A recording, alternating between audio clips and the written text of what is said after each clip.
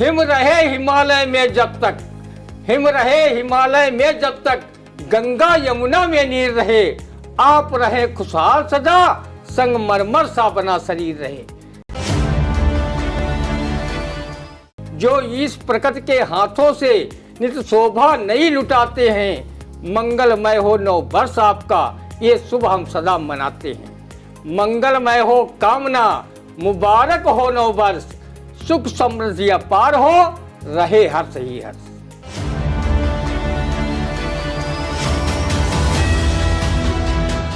नमस्कार, स्वागत है आप सभी का आई इंडिया के खास शो रंदा में। खबरों पर रंदा चलाने के लिए आई इंडिया के स्टूडियो में मौजूद हैं वरिष्ठ पत्रकार, कवि एवं रंगकर्मी ज्ञान प्रकाश सिंह प्रतीक जी। तो प्रतीक जी, आपका एक बार फिर से आई इंडिया के खास प्रोग्राम रंदा में स्वागत है। आज की पहली खबर की शुरुआत करते हैं, जहां वर्ष 2023 हर्ष विवाद की यादों के साथ हुआ अलविदा। खुशियों से भरे वर्ष 2024 का आगाज, नए वर्ष पर सभी ने दी एक दूसरे को मंगल कामनाएं। अब जो नया साल है, इस पर जो मंगल कामनाएं हैं, उन मंगल कामनाओं पर क्या कहेगा रंदा, सुनते हैं। घड़ी की सुइयों की टिक टिक के साथ सैकड़ों सेकंडों, मिनटों, घंटों, दिनों, महीनों का सफर तय करता हुआ वर्ष 2023 अपनी खट्टी मीठी यादों, घटनाओं के साथ छोड़कर अलविदा हो गया। वर्ष 2023 भले ही अलविदा कह गया हो, लेकिन बीते हुए लम्हों की कसक साथ तो होगी, हमेशा के लिए हम सबके दिल दिमाग में छोड़ गया है। वर्ष 2024 का आगाज होते ही शुभकामनाएं देने लेने का तांता लग गया है। वर्ष 2023 में वरिष्ठ भाजपा नेता पंडित जनार्दन प्रसाद मिश्र, सपा के पूर्व विधायक रामपाल यादव सहित राजनीति के कई होनहार कार्यकर्ताओं, समाजसेवियों को काल के क्रूर हाथों से छलकर हम लोगों से दूर कर दिया। बीते वर्ष में वरिष्ठ सपा नेता व पूर्व मंत्री आजम खां को सीतापुर जेल का फिर से ठिकाना बना गया। फर्जी तलबी आदेश पर जेल से बाहर आए माफिया मुजीब अहमद पर एक और मुकदमा ठोककर उसे जेल जैसी असली जगह पर पहुंचा गया। बीते वर्ष में शिक्षिका ममता देवी को राज्य शिक्षक पुरस्कार से नवाजा गया। रिजेंसी ग्रुप पर पड़े आयकर छापे पूरे जिले में चर्चा का विषय बने। पुलिस लाइन में तैनात एक महिला आरक्षी ने ऑल इंडिया कुश्ती प्रतियोगिता में स्वर्ण पदक जीतकर प्रदेश का नाम रोशन किया। वर्ष 2023 ने जहां जिले के विभिन्न क्षेत्रों में कई उपलब्धियां हासिल की, वहीं काफी कुछ नुकसान भी किया। वर्ष 2024 का आगाज हो चुका है। सभी देशवासी आंग्ल नव वर्ष की मंगल शुभकामनाएं एक दूसरे को प्रेषित कर मुंह मीठा करा रहे हैं। रंदा आई इंडिया न्यूज चैनल की ओर से सभी देशवासियों को इन पंक्तियों से मंगल कामनाएं प्रेषित कर रहा है। हिम रहे हिमालय में जब तक, हिम रहे हिमालय में जब तक, गंगा यमुना में नीर रहे, आप रहे खुशहाल सदा, संगमरमर सा बना शरीर रहे।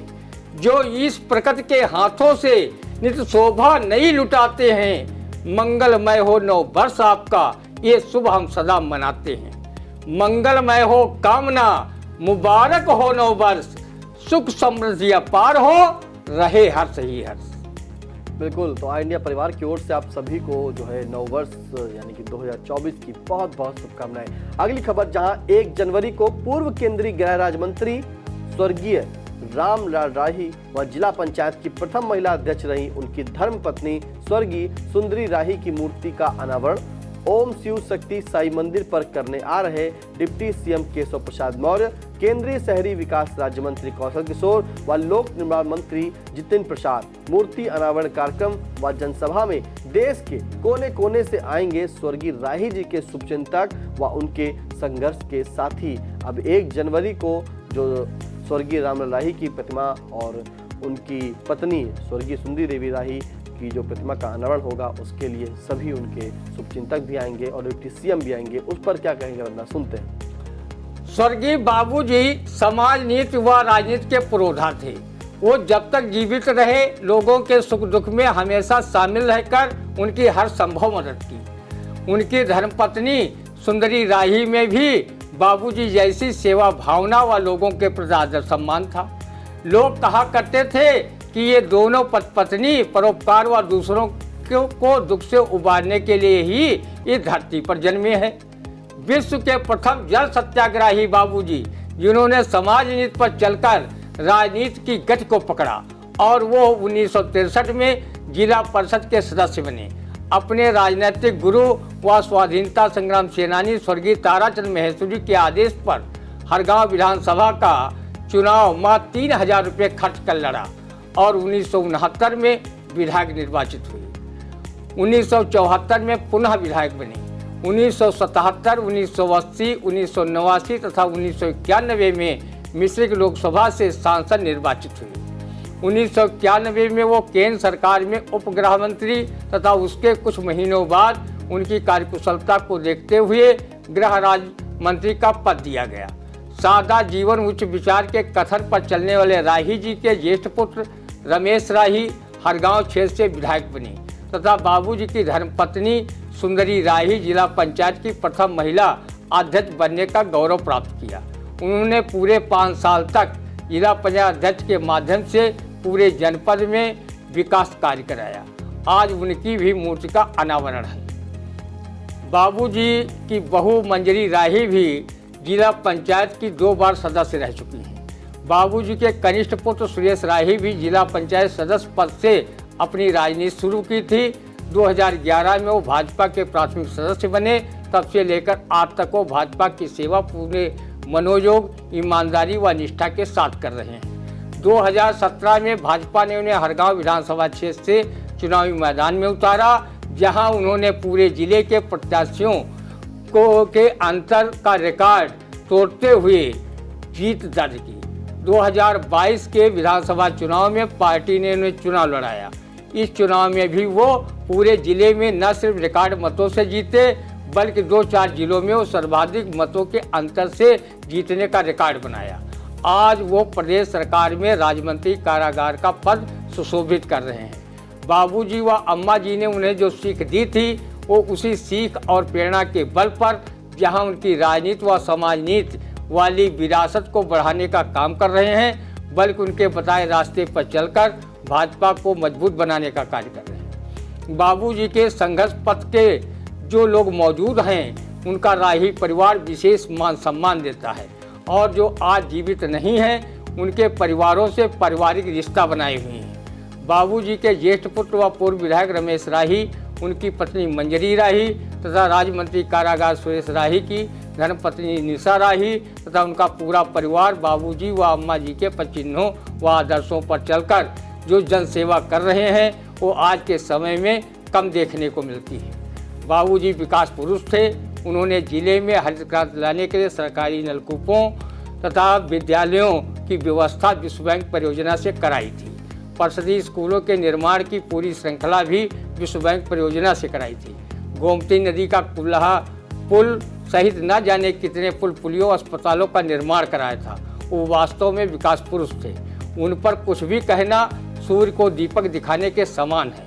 आज बाबूजी व अम्मा जी हमारे मध्य सशरीर जीवित नहीं हैं, पर उनके द्वारा की गई महान जनसेवा, विकास कार्य व आदर्श हमेशा पीढ़ी दर पीढ़ी लोगों के दिलों में उनको जीवित रखेंगे। उनके स्वर्गवास पर मरहूम कवि आचार्य सोम दीक्षित ने काव्य पंक्तियों से कुछ इस तरह श्रद्धा सुमन बरसाए थे।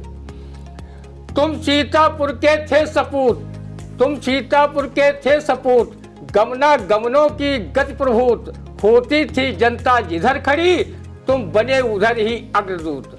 हरगांव क्षेत्र के महाकार ले विधायकी का पुरस्कार, मिश्रिक से संसद की सीढ़ी तुमने पाई थी 4 बार। तुम लाही सा लहलहा गए, मेरे राही तुम कहाँ गए। निज में सबको था बसा लिया, मन के गहरे में धसा लिया, सम्मान किया हर तबके का, पासी समाज को दिशा दिया। थी चिंता भाई भाई की, सबकी प्रकाश परछाई की, सबका मालिक है एक बोल, पालकी उठा ली साईं की। शिरडी का सागर थहा गए, मेरे राही तुम कहाँ गए। सुत है रमेश राही जिनके, इसलिए विधायक श्री बनके, मंजुलता मिली मंजरी को, सब खड़े प्रतिष्ठा में तन के, आत्मज सुरेश राही सपूत, हर गांव क्षेत्र के राजदूत, सहयोग सभी का करते हैं पारंगत या पराभूत। ये नीति पंथ तुम कहाँ गए, मेरे राही तुम कहाँ गए। राही जी के विषय में मशहूर शायर जिया रहमानी ने शिक्षक प्रभा में एक पंक्तियाँ लिखी हैं जो उनके व्यक्तित्व की छाप छोड़ती हैं। वो 1 जनवरी 1938 का अवसर कि राही रामलाल आए थे पहली बार धरती पर। वो औरों के सहारे पर बहुत ही कम रहे निर्भर, वो अपना बोझ उठाते थे हमेशा अपने कंधों पर। वो हमसे बढ़कर भी चिंतित हमारे हाल के होते, अगर वो आज होते तो 86 साल के होते। उन्हीं का हौसला बिखरा हुआ है गौर से देखो, उन्हीं का हौसला बिखरा हुआ है गौर से देखो, उन्हीं का तेज भी रोशन हुआ है गौर से देखो, उन्हीं का हर अमल जिंदा हुआ है गौर से देखो। वो हमसे बढ़ कर के भी चिंतित हमारे हाल पर होते, अगर वो आज होते तो 86 साल के होते। बिल्कुल, अगर वो आज होते तो 86 साल के होते। बाबूजी यानी कि राही परिवार के मुखिया जो बाबूजी के नाम से जाने जाते हैं, उनके जो स्मरण हैं वो उनके दोनों बेटों में पाए जाते हैं। जिस तरह से वो पूरे सेवा करते थे समाज की, राजनीति के थ्रू और समाज में समाज सेवा के रूप में भी उन्होंने समाज सेवा की। और अब उनके बेटे सुरेश राही और रमेश राही वो भी समाज सेवा कर रहे हैं, और इसी के चलते उनकी परपाठी पर चलते, उनके पर चिन्हों पर चलते सुरेश राही जो कारागार राज्य मंत्री हैं, उन्होंने अपने माता और पिता की प्रतिमा साईं बाबा मंदिर के परिसर में अनावरण करेंगे, जिसका 1 तारीख को 1 जनवरी 2024 को अनावरण करने आएंगे डिप्टी सीएम केशव प्रसाद मौर्य, लोक निर्माण मंत्री जतिन प्रसाद और सांसद मोहनलालगंज के कौशल किशोर जी। अगली खबर, जहां अयोध्या में रामलला के प्राण प्रतिष्ठा समारोह से पहले हर जिले में राम कथा कराएगी सरकार। अब देखिए भाई, 22 जनवरी को जो है प्राण प्रतिष्ठा होगी, लेकिन उससे पहले आप हर घर में जो है अब राम कथा होगी। कैसे होगी, धंधा बताएगा आपको। हर जिले में ही क्यों, घर घर में राम कथा कराओ। आदरणीय सीएम योगी आदित्यनाथ जी, इतने महान कार्य को करने से आपको रोका किसने है। अगर आधे अधूरे बने रामलला मंदिर में मर्यादा पुरुषोत्तम भगवान श्री राम विराजमान न हो पाए और राम कथा भजन सुंदर कांड से भी माहौल राममय नहीं बना पाए, तो लोकसभा चुनाव में इसका लाभ भाजपा को कम मिलेगा। इसलिए जितना हो सके उतना राममय माहौल बनाइए, चुनावी फायदा मिलेगा। पीएम नरेंद्र मोदी वैसे ही भगवान श्री राम से बड़े दिखाए गए हैं कि वो एक तस्वीर में प्रभु श्री राम को बाल रूप में उंगली पकड़कर अयोध्या के राम मंदिर की तरफ लिए जा रहे हैं। भाजपाई भक्त पहले से ही नारा लगा रहे हैं, जो राम को लाए हैं हम उनको लाएंगे। प्रभु श्री राम को लाने के लिए नारे में उनका सत्ताई अहंकार झलकता है। भगवान राम को यह क्या लाएंगे, जब बैंकें लूटकर विदेश भाग गए नीरव मोदी, ललित मोदी, विजय माल्या, मेहुल चौकसी को अपने देश वापस नहीं ला पाए, तो ये भगवान श्री राम को ये क्या ला पाएंगे जो स्वयं त्रैलोक्य के स्वामी हैं। धरती के कणकण में उनका वास है। इसलिए तुलसीदास ने भी रामचरितमानस में कहा है, सिय राम मैं सब जग जानी, करो प्रणाम जोर जुग पानी। राजनीति की रोटियां सेकने वाले छद्म सियासी लोगों के लिए भगवान श्री राम सत्ता की कुर्सी पाने के लिए साधन होंगे, लेकिन रंदा सरीखे करोड़ों भक्तों के लिए वो आराध्य हैं। हम सब उनमें आस्था रखते हैं, उनकी लीलाओं व आदर्शों से बहुत कुछ सीखते हैं। जहाँ तक राम कथा का सवाल है तो राम कथा का रंदा भी प्रबल पक्षधर है। उसने रामचरितमानस में पढ़ा है, राम कथा सुंदर करतारी और संशय विहग उड़ावनहारी। रंदा की सियासी लोगों से अपील है कि मर्यादा पुरुषोत्तम प्रभु श्री राम की कथा में प्रतिभाग करें और प्रभु जी की मर्यादाओं व आदर्शों को आत्मसात कर अपने जीवन में उतारें।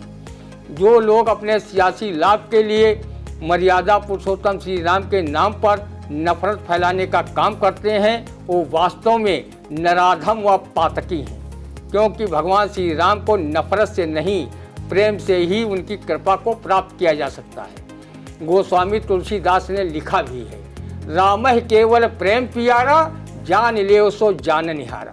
रंदा हमेशा भगवान श्री राम का नाम उठते बैठते सोते जागते खाते पीते लिया करता है।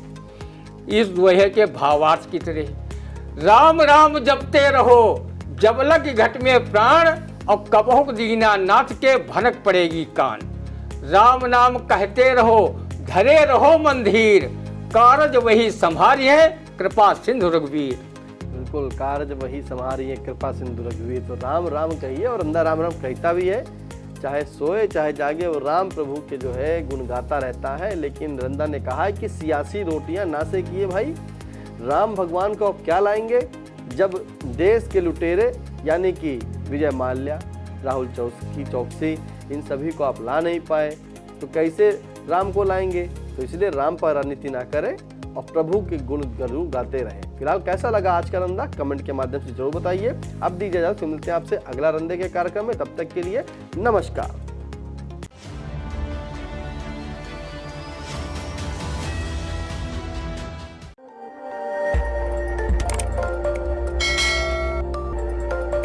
खबर आपकी, नजर हमारी। देखते रहिए आई इंडिया।